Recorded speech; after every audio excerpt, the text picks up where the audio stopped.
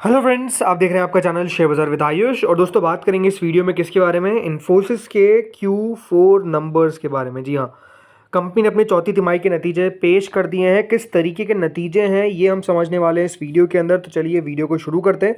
लेकिन उससे पहले अभी तक दोस्तों अगर आपने चैनल को सब्सक्राइब नहीं किया है तो छोटी सी दरख्वास्त है आपसे, प्लीज़ चैनल को सब्सक्राइब आप लोग कर लीजिएगा।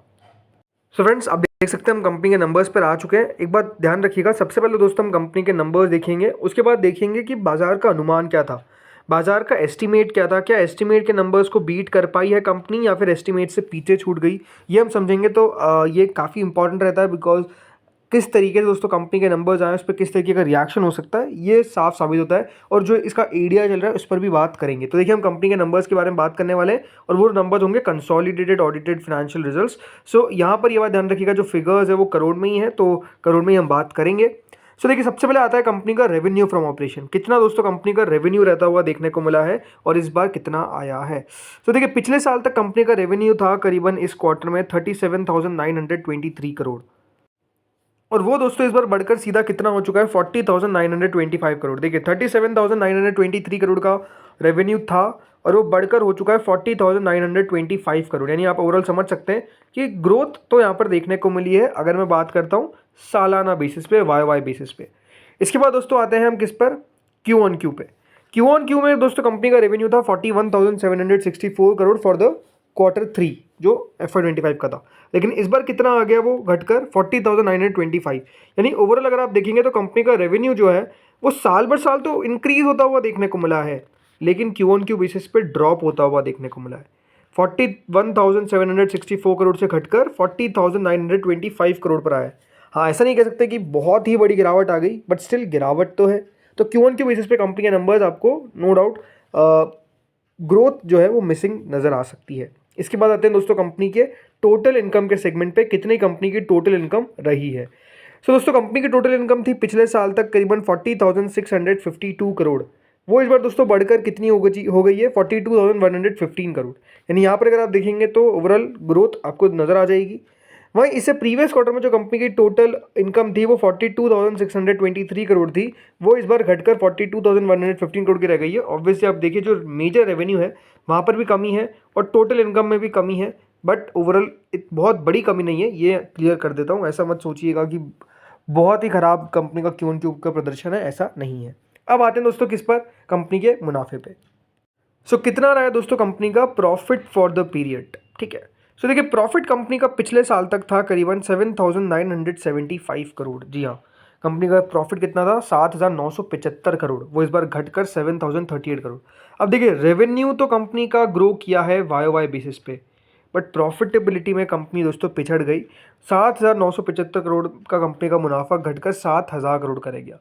लेकिन यहाँ पर देखिए, क्यू ऑन क्यू कंपनी का रेवेन्यू घटता हुआ दिखा, बट प्रॉफिट बढ़ता हुआ दिखा। 6,822 करोड़ का जो प्रॉफिट था वो बढ़कर 7,038 करोड़ का है। तो आप समझ सकते हैं एक इंटरेस्टिंग फिगर है, जहाँ पर कंपनी का मुनाफा घटता हुआ नजर आया है वाई बेसिस पे, लेकिन बढ़ता हुआ नजर आया है क्यू ऑन क्यू बेसिस पे। और रेवेन्यू वाई बेसिस पर बढ़ता हुआ नजर आया है, but Q on Q basis पे घटता हुआ नजर आया है। अब देखिए, उसके पीछे के बहुत सारे कारण हो सकते हैं, ये आप ध्यान रखिएगा। जैसे कि मेजर रीज़न क्या है, अगर आप देखेंगे यहाँ पर, तो यहाँ पर आप एम्प्लॉय बेनिफिट एक्सपेंस देखिए।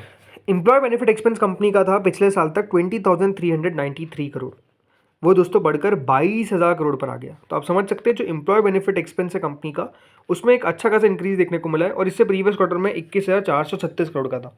तो ये भी एक रीज़न रहता है। बाकी भी अगर आप देखेंगे डेफर्ड टैक्स, ये सब करेंट टैक्स, ये सब रहते हैं। अब आते हैं दोस्तों कंपनी के अर्निंग पर शेयर पे। कंपनी का ईपीएस कितना रहता हुआ देखने को मिला है। तो देखिए, कंपनी का ईपीएस पिछले साल तक था 19.25 का, इस बार वो घट के 16.98 का रह गया।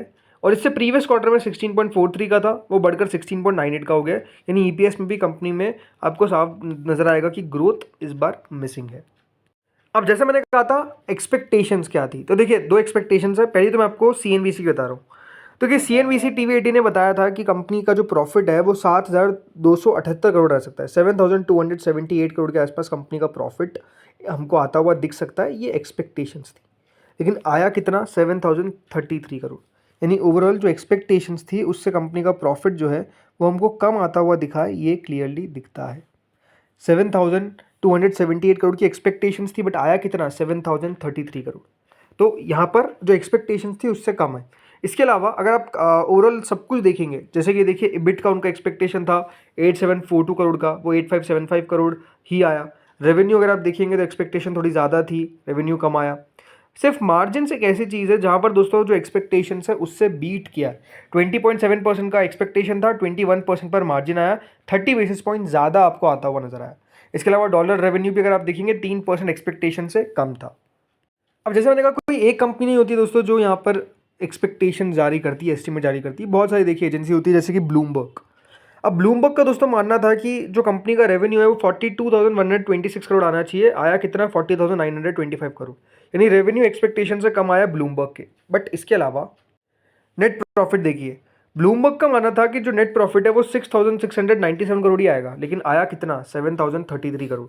यानी आप समझिए जो एक्सपेक्टेशंस थे ब्लूमबर्ग के उससे बेहतर कंपनी का प्रदर्शन देखने को मिला। इसके अलावा अगर आप देखेंगे कंपनी का जो इबिट है, इबिट दोस्तों करीबन 8696 करोड़ पर आना चाहिए था, आया 8912 करोड़ पर। तो यहाँ पर भी अगर आप देखेंगे नहीं माफ़ करिएगा 8575 करोड़ पर आया, तो यहाँ पर भी ओवरऑल ठीक ही है। मार्जिन 20.63 की एक्सपेक्टेशंस थी, 21% पर हमको आता हुआ देखने को मिला। तो इस तरीके से दोस्तों कंपनी के नंबर्स आए। तो कई जगह पे एक्सपेक्टेशन से बेहतर प्रदर्शन किया है, कई जगह पे एक्सपेक्टेशन से खराब प्रदर्शन किया है। इसके अलावा एक और बात दोस्तों, कंपनी ने डिविडेंड का भी अनाउंसमेंट किया है फॉर द शेयर होल्डर्स। तो अगर आप इन्फोसिस के शेयर होल्डर है तो कंपनी आपको 22 रुपीज़ पर इक्विटी शेयर का डिविडेंड जो है वो देती हुई नजर आएगी। ये दोस्तों कंपनी का याद रखिएगा अनाउंसमेंट है।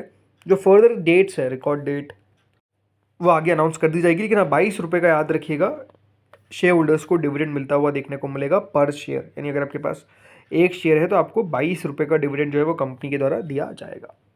अब आते हैं दोस्तों नंबर्स किस तरीके के। तो देखिए नंबर्स को इस तरीके से देखिए कि जो इन्फोसिस लिमिटेड का एडीआर है, एडीआर कौन सा? जो दोस्तों न्यूयॉर्क स्टॉक एक्सचेंज पे ट्रेड करता है, उसमें करेंटली 4% से ज़्यादा की गिरावट देखने को मिल रही है। यानी आप समझ सकते हैं कि जो अनुमान था उसके आसपास नंबर्स आए। बट दिक्कत क्या है? दिक्कत ये है कि दोस्तों मैनेजमेंट का कमेंट्री उतनी पॉजिटिव बाजार को लगी नहीं। और अब देखिए खुलते से ही गिरावट दिख रही है। ये नंबर्स पे जो रिएक्शन कल इन्फोसिस का आया, माफ़ी जगह विप्रो का आया, एग्जैक्ट सेम आपको इन्फोसिस में भी देखने को मिल रहा है। 4.13% के आसपास का फॉल करेंटली देखने को मिल रहा है। तो बाजार को नंबर्स अगर देखा जाए अमेरिका के बाजार को उतने पसंद नहीं आ रहे। अब देखना ही होगा कि अभी तो खुला है, बंद कितने पर होता है।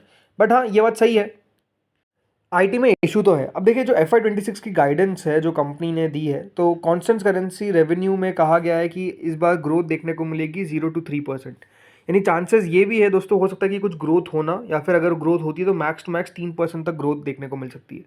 वही कंपनी ने भी कहा है कि जो ऑपरेटिंग मार्जिन सीन है वो भी करीबन 20 से 22% पर रहेगा। नहीं, जो कंपनी का अभी करंट मार्जिन चल रहा है इसी के आसपास आपको मार्जिन देखने को मिलेंगे। बहुत बड़ी ग्रोथ यहाँ पर भी नज़र नहीं आने वाली है।